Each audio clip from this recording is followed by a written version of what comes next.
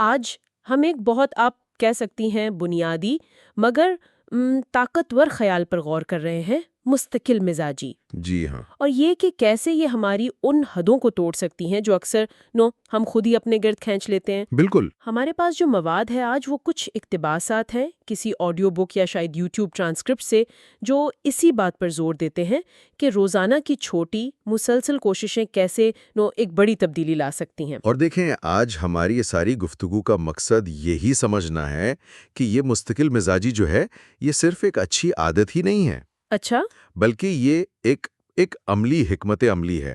ذرائع یہی بتاتے ہیں کہ اسے استعمال کیا جا سکتا ہے ذہنی رکاوٹوں پر قابو پانے کے لیے، خوف پر، بہانوں پر، اچھا، اور یہاں تک کہ جسمانی اور جذباتی چیلنجز پر بھی۔ بالکل یہ بات تو ہے کہ اکثر ایسا ہوتا ہے ہم بڑے جوش سے کوئی نیا کام شروع کرتے ہیں، جی۔ لیکن کچھ دن بعد یا ہفتوں بعد وہ جوش ٹھنڈا پڑ جاتا ہے۔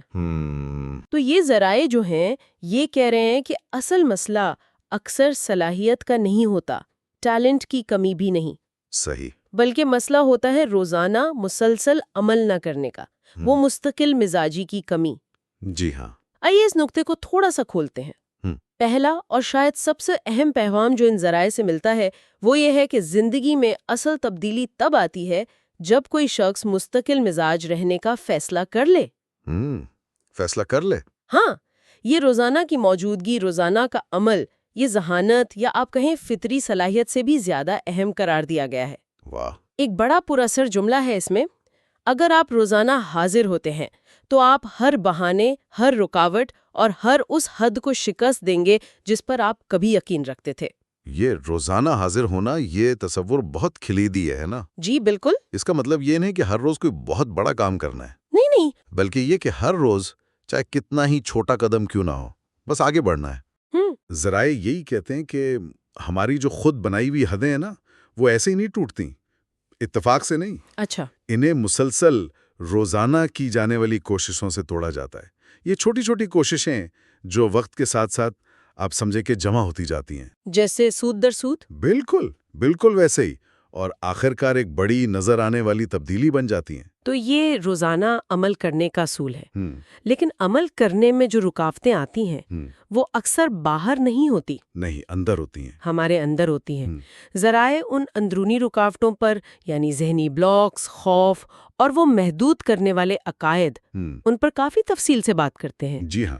یہی چیزیں ہیں جو ہمیں آگے بڑھنے سے روکتی ہیں، بھلے ہی ہم ظاہری طور پر کوشش کر رہے ہوں۔ جی، اور دلچسپ بات یہ ہے کہ ذرائع ان تینوں کو اکثر ایک دوسرے سے جڑا ہوا بھی دکھاتے ہیں۔ اچھا، کیسے؟ مثال کے طور پر ناکامی دا خوف، یہ ایک جذبہ ہے۔ یہ اس محدود کرنے والے عقیدے کو جنم دے سکتا ہے کہ میں تبدیلی کے قابل نہیں ہوں۔ اچھا۔ اور پھر یہ عقیدہ ایک ذہنی رکاوٹ بن جاتا ہے جو ہمیں کوشش کرنے سے ہی روک دیتا ہے، یعنی ایک زنجیر بن جاتی ہے۔ بالکل۔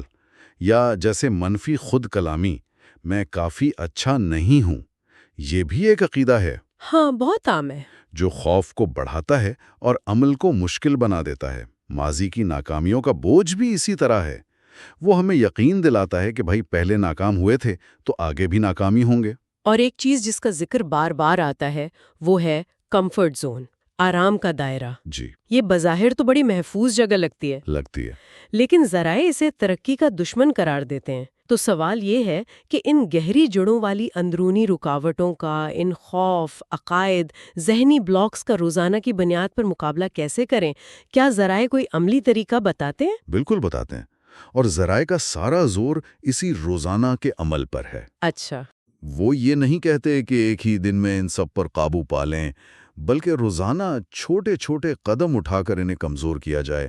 مثال کے طور پر اگر کسی کو یقین ہے کہ تبدیلی ناممکن ہے تو روزانہ ایک چھوٹا سا، بہت چھوٹا سا ایسا قدم اٹھائیں جو اس یقین کو چیلنج کرے۔ کچھ ایسا کریں جو کل تک ناممکن لگتا تھا۔ اگر ناکامی کا خوف ہے تو روزانہ جان بوجھ کر کوئی ایسی چھوٹی سی کارروائی کریں جس میں غلطی کا امکان ہو، مگر جس کے نتائج بہت برے نہ ہوں۔ اچھا، یعنی تھوڑا سا خطرہ مول لیں۔ بالکل، اس سے آہستہ آہستہ ناکامی کا خوف کم ہوتا ہے اور یہ سمجھ آتی ہے کہ بھئی غلطیاں تو سیکھنے کا حصہ ہیں۔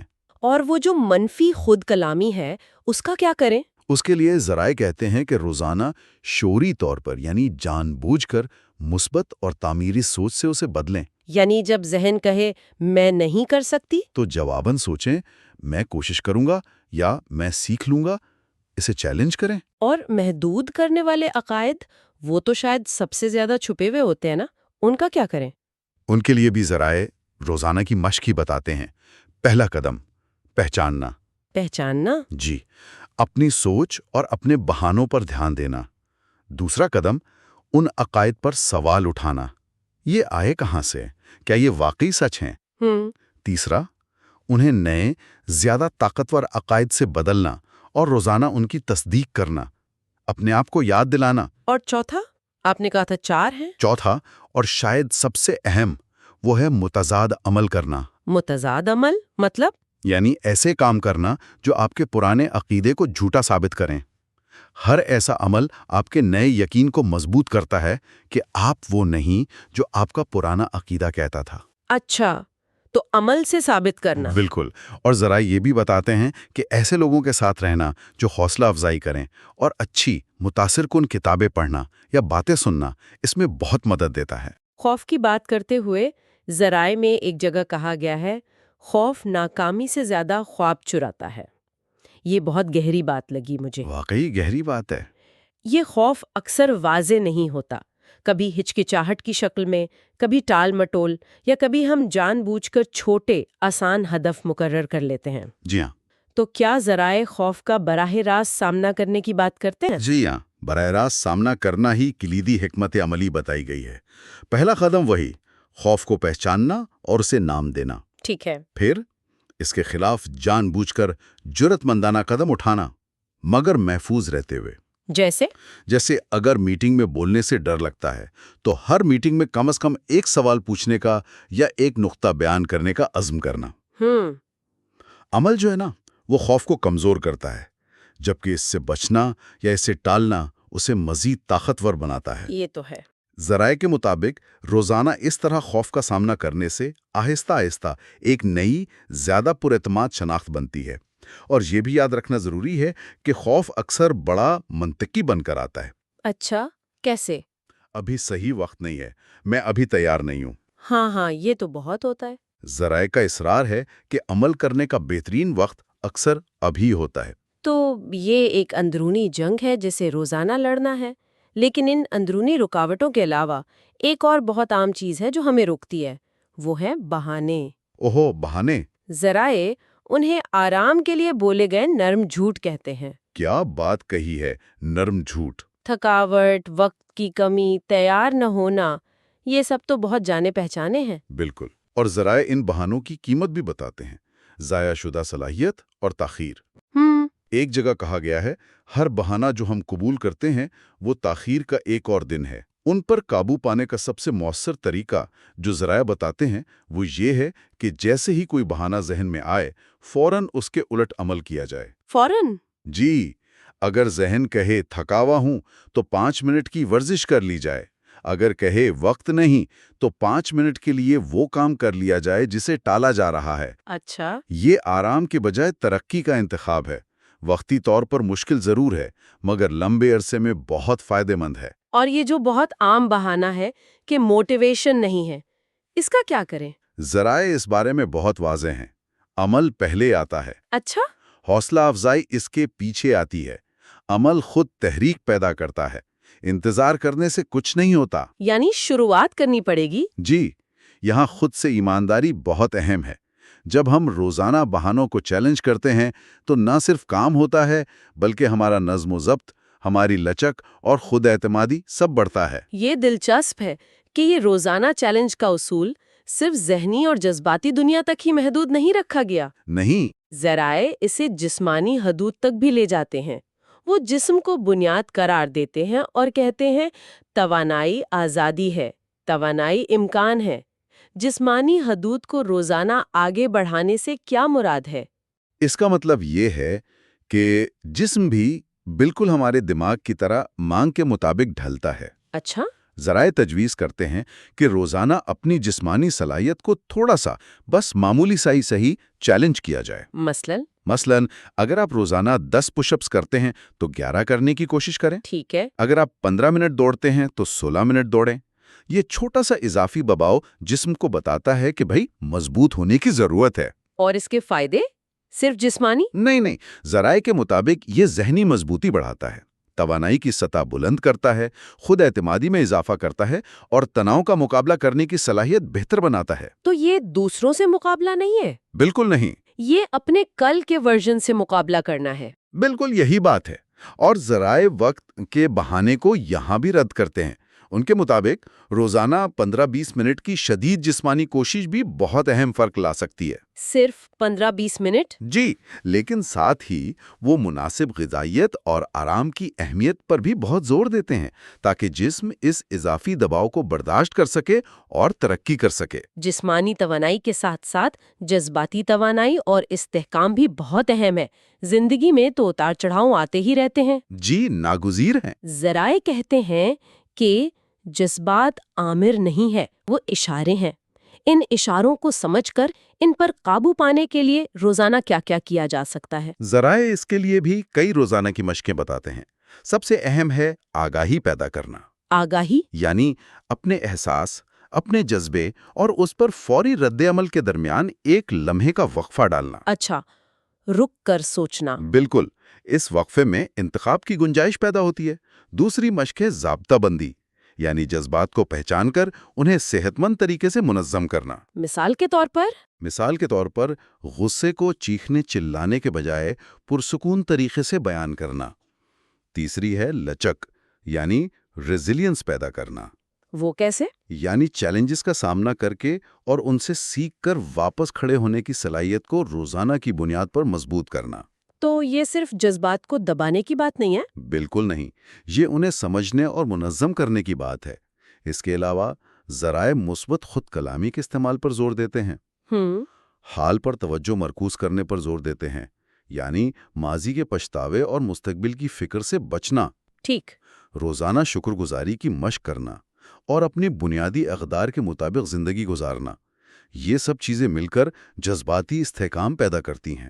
مقصد کیا ہے؟ مقصد یہ ہے کہ جذبات کو محسوس کیا جائے، انہیں تسلیم کیا جائے، لیکن ان کے ہاتھوں میں اپنی ڈور نہ دی جائے، بلکہ اپنے رد عمل کا انتخاب خود کیا جائے۔ اندرونی استحکام، جسمانی توانائی، جذباتی توازن، یہ سب تو ٹھیک، لیکن اگر ہماری کوششیں بکھری ہوئی ہوں، فوکس نہ ہو، تو نتائج حاصل کرنا مشکل ہے۔ بہت مشکل۔ یہاں توجہ یعنی فوکس کا کردار آتا ہے۔ ذرائع توجہ کو کامیابی کے لیے ناگزیر قرار دیتے ہیں، خاص طور پر آج کے دور میں جب اتنی خلفشار ہے۔ جی ہاں۔ ایک جگہ کہا گیا ہے، توجہ وہ ہتھیار ہے جو کامیابی کو ضائع شدہ صلاحیت سے الگ کرتا ہے۔ بہت خوب، اور اس ہتھیار کو تیز رکھنے کے لیے بھی روزانہ کی تربیت ضروری ہے۔ اچھا، وہ کیسے؟ ذرائع کئی حکمت عملی بتاتے ہیں۔ پہلی ہے وضاحت۔ روزانہ اپنے سب سے اہم کام یعنی موسٹ امپورٹنٹ ٹاسک یا MIT کی شناخت کرنا۔ ٹھیک ہے۔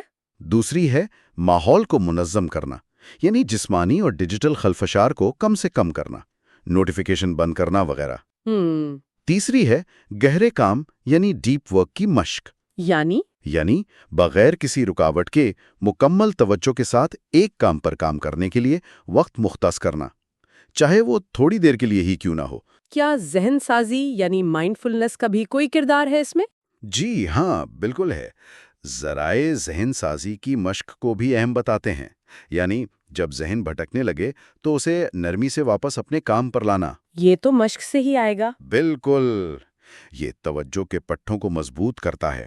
اس کے علاوہ توانائی کا انتظام، یعنی مناسب نیند، خوراک، پانی، حرکت، یہ بھی توجہ برقرار رکھنے کے لیے ضروری ہے۔ اور ایک آخری چیز؟ اور آخر میں تاخیر سے تسکین یعنی ڈیلیڈ گریٹیفیکیشن کی صلاحیت۔ اس کا کیا مطلب؟ یعنی فوری آسان لذتوں جیسے سوشل میڈیا اسکرولنگ کے بجائے طویل مدتی زیادہ اہم اہداف پر توجہ مرکوز رکھنے کی مشق۔ سمجھ گئے۔ یہ سب مل کر ایک مرکوز کوشش کو ممکن بناتے ہیں، لیکن جب ہم اپنی حدود کو چیلنج کرتے ہیں، توجہ مرکوز رکھتے ہیں، تو ناکامی کا سامنا بھی کرنا پڑتا ہے۔ جی، ناگزیر ہے۔ یہ تو ہوگا۔ ذرائع ناکامی کو کس نظر سے دیکھتے ہیں؟ کیا یہ اختتام ہے؟ بالکل نہیں۔ ذرائع ناکامی کو خاتمے کے طور پر نہیں دیکھتے، بلکہ ترقی کے ناگزیر حصے اور سیکھنے کے ایک قیمتی موقع کے طور پر پیش کرتے ہیں۔ اچھا۔ ایک کلیدی جملہ ہے، ناکامی مستقل نہیں ہوتی جب تک آپ رکنے کا انتخاب نہ کریں۔ واہ! ناکامی کو قدموں میں بدلنے کے لیے ذرائع کئی طریقے بتاتے ہیں۔ پہلا، نقطۂ نظر بدلنا۔ کیسے؟ یہ سوال پوچھنا، میں اس تجربے سے کیا سیکھ سکتا ہوں؟ دوسرا، اپنے رد عمل پر قابو پانا اور ذمہ داری قبول کرنا، الزام تراشی نہیں۔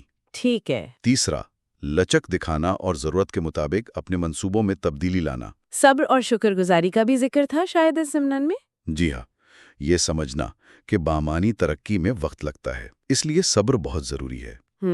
اور شکر گزاری یعنی مشکل حالات میں بھی چھپی ہوئی نعمتوں یا سیکھنے کے موقع کو تلاش کرنے کی کوشش کرنا۔ ذرائع کے مطابق روزانہ کی بنیاد پر اس طرح کی لچک کی عادت بنانے سے ناکامیاں رکاوٹ نہیں بنتی، بلکہ سیڑھیاں بن جاتی ہیں۔ بالکل، ترقی کی سیڑھیاں بن جاتی ہیں۔ یہ تمام روزانہ کی مشقیں اندرونی رکاوٹوں پر قابو پانا، جسمانی اور جذباتی توانائی بڑھانا، توجہ مرکوز کرنا، ناکامی سے سیکھنا، یہ سب مل کر ایک اور اہم تصور کی طرف لے جاتی ہیں جس کا ذکر ذرائع میں ہے، وہ ہے ذاتی معیارات کو بلند کرنا۔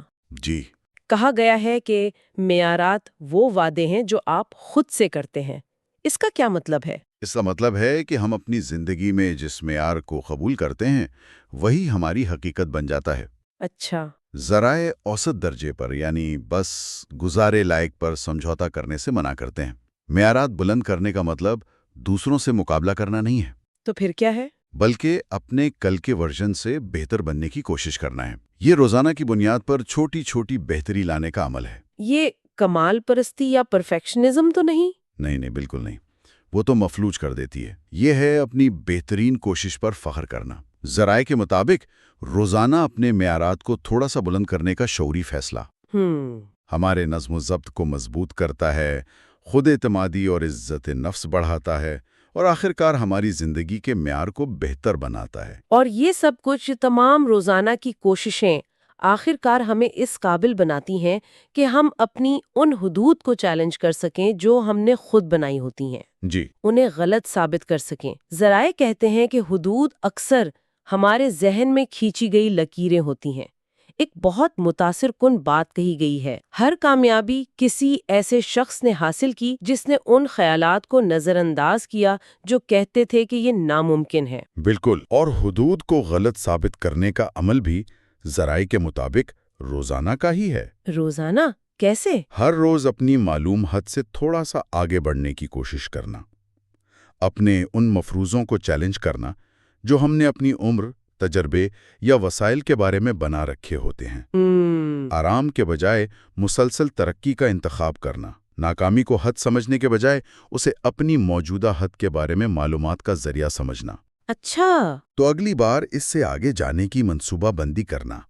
یہ نظم و ضبط، توانائی، توجہ اور بلند معیارات کو برقرار رکھنے کا مسلسل عمل ہے۔ تو پیغام کیا ہے؟ ذرائع کا پیغام یہ ہے کہ اس طرح روزانہ اپنی حدود کو چیلنج کر کے ہم ایک ایسی زندگی بنا سکتے ہیں جو واقعی لامحدود محسوس ہو۔ تو اگر ہم آج کی ساری گفتگو کا نچوڑ نکالیں تو وہ یہ ہے کہ مستقل مزاجی یعنی روزانہ کی بنیاد پر چھوٹی مگر مسلسل کوششیں کرنا ایک ایسا طاقتور اصول ہے جسے ذرائع زندگی کے تقریباً ہر پہلو کو بہتر کرنے کے لیے تجویز کرتے ہیں۔ بالکل، یہ صرف ایک شعبے کی بات نہیں بلکہ ذہنی رکاوٹوں اور خوف پر قابو پانے سے لے کر جسمانی توانائی، جذباتی استحکام، توجہ، ناکامی سے نمٹنا، اپنے معیارات بلند کرنا اور آخرکار اپنی حدود کو توڑنے تک ہر جگہ کارآمد ہے۔ یقیناً، اور سب سے اہم بات یہ ہے کہ کوئی جادوئی فارمولا نہیں ہے۔ یہ روزانہ کی مشق ہے۔ یہ چھوٹی، بظاہر غیر اہم نظر آنے والی روزانہ کی کوششیں ہی ہیں جو وقت کے ساتھ مل کر غیر معمولی نتائج پیدا کرتی ہیں۔ اور یہ صرف کچھ حاصل کرنے کے بارے میں نہیں ہے، بلکہ اس عمل کے دوران ایک زیادہ مضبوط، زیادہ لچکدار، زیادہ پراعتماد اور زیادہ باصلاحیت انسان بننے کے بارے میں ہے۔ کردار سازی کا سفر ہے۔ بالکل، کردار سازی کا سفر ہے۔ آج کی اس گہرائی میں اترنے والی گفتگو کو سمیٹتے ہوئے ہم سننے والوں کے لیے ایک سوال چھوڑنا چاہیں گے جس پر وہ غور کر سکے۔ ضرور۔ اگر آج سے آپ اپنی زندگی کے صرف ایک شعبے میں، صرف ایک اپنے ذاتی معیار کو روزانہ تھوڑا سا بلند کرنے کا انتخاب کریں، چاہے وہ کتنا ہی معمولی کیوں نہ لگے، تو آپ کے خیال میں 1 سال بعد وہ شعبہ کیسا نظر آ سکتا ہے؟ وہ کون سا ایک چھوٹا روزانہ کا قدم ہو سکتا ہے جو شاید سب سے بڑا فرق ڈال دے؟ یہ واقعی ایک غور طلب سوال ہے، کیونکہ ذرائع کا پیغام یہی ہے کہ چھوٹی شروعات اگر مستقل